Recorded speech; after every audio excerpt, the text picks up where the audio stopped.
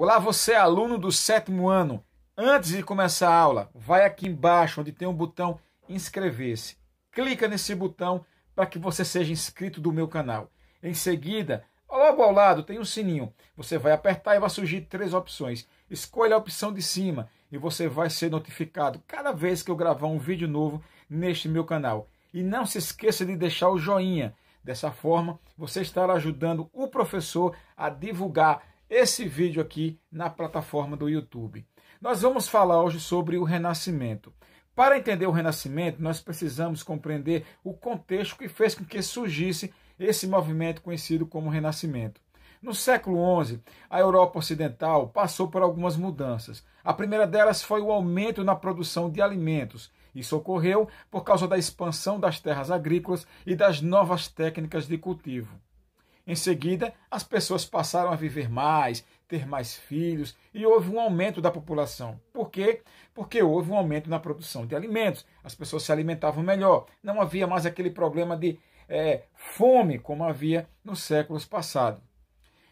Um terceiro tópico que eu gostaria de destacar aqui é o crescimento do comércio com o Oriente.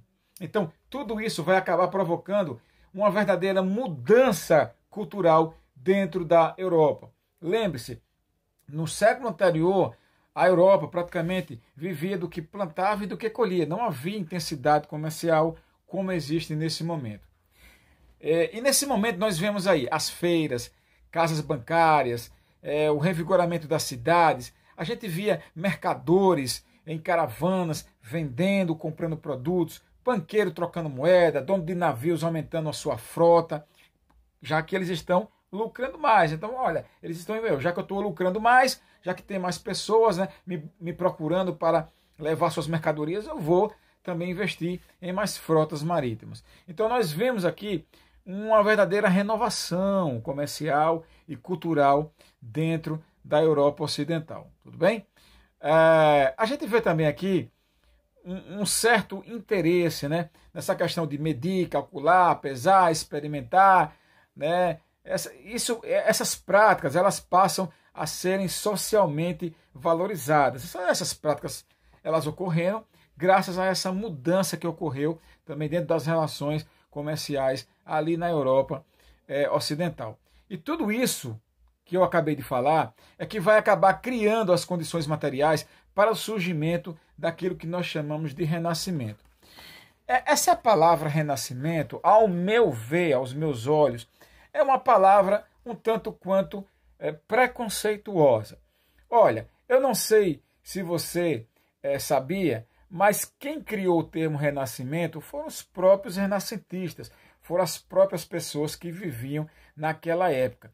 E elas criaram essa palavra renascimento, né, porque elas viam o período anterior à existência delas como um período sombrio. Eles chamavam de a longa noite dos 1000 anos. Eles chamavam também de idade das trevas.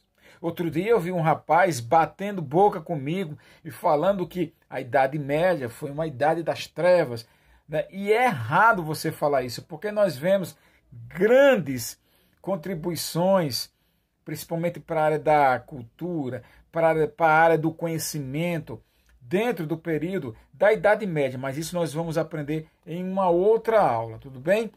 Mas o que era que esses homens, esses pensadores, queriam dizer com a palavra renascimento? Eles queriam, na verdade, uma ruptura com essa longa noite dos 1000 anos, e eles achavam que deviam voltar a um período anterior à Idade Média, que foi o período lá da Grécia Antiga, da Roma, né, dos grandes filósofos gregos. Enfim, eles queriam um renascimento da cultura greco-romana. Por isso que eles passaram a ser chamados de renascentistas e eles chamaram esse movimento de renascimento. Então a ideia é essa, você renascer, né? Voltar a uma época que foi perdida durante a Idade Média, que era a valorização da cultura greco-romana. Vamos compreender aqui agora quais eram as características do renascimento, desse movimento. A primeira característica que eu anotei para vocês aqui é a valorização do passado greco-romano.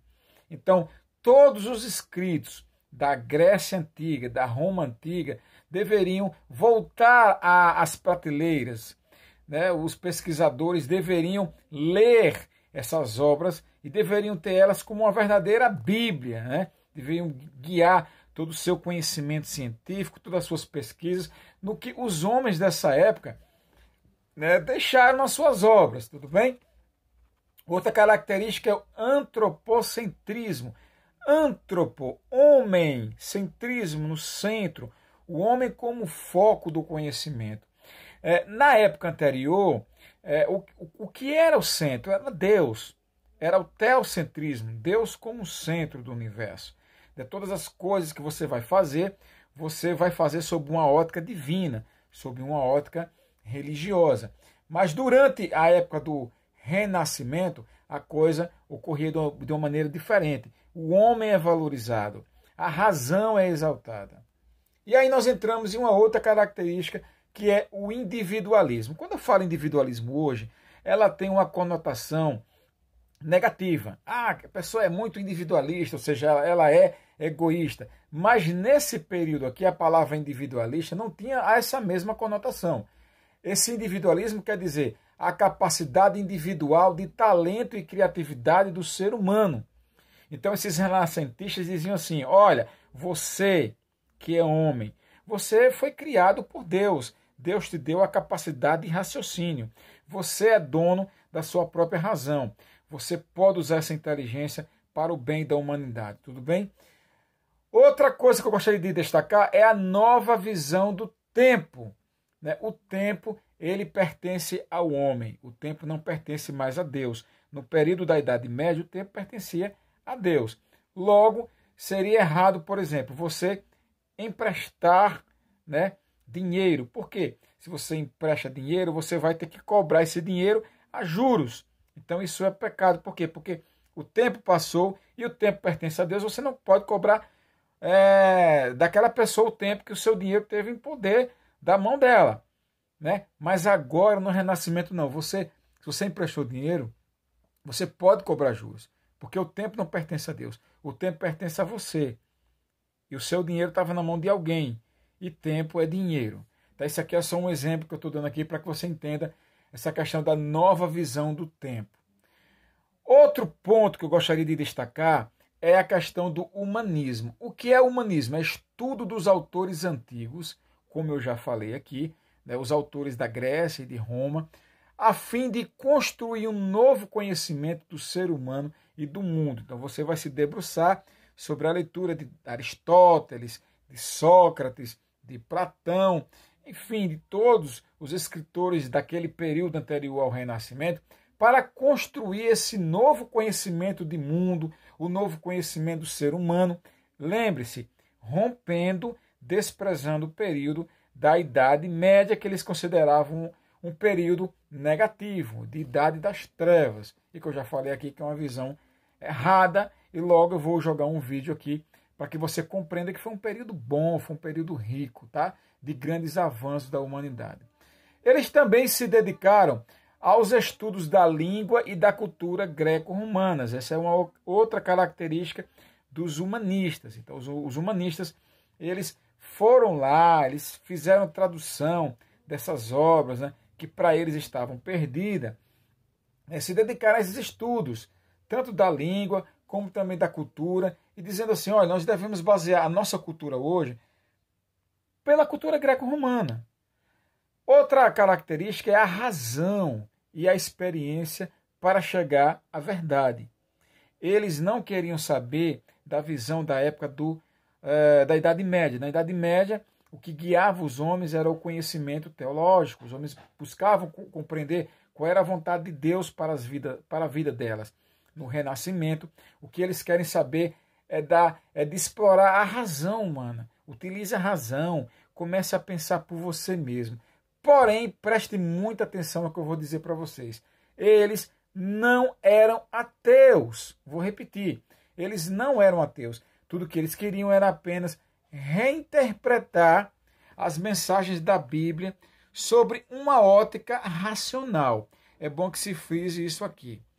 Olha, aguarde que eu vou jogar um segundo vídeo sobre esse mesmo tema para não encher a cabeça de vocês com muita informação. Na nossa próxima aula, nós vamos falar o que é que caracterizava as obras do Renascimento e nós vamos conhecer também os principais autores do Renascimento. Vocês gostaram dessa aula? Deixa o seu like, não se esquece de ativar o sininho e comenta aí abaixo também. Eu quero ouvir de você o que é que você está achando das minhas aulas, o que é que você quer que eu faça para melhorar estas aulas aqui. Eu preciso da sua interação, tudo bem?